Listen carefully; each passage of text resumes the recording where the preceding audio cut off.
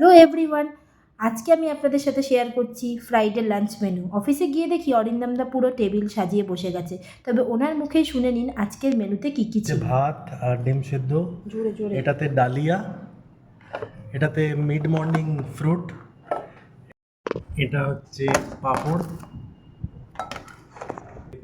একটা পটলের আলু একটা স্ম্যাশ, এটা কুমড়ো আলুর একটা স্ম্যাশ, আর এটাতে একটা চচ্চড়ি টাইপ, এটাতে দই, এটাতে মিষ্টি।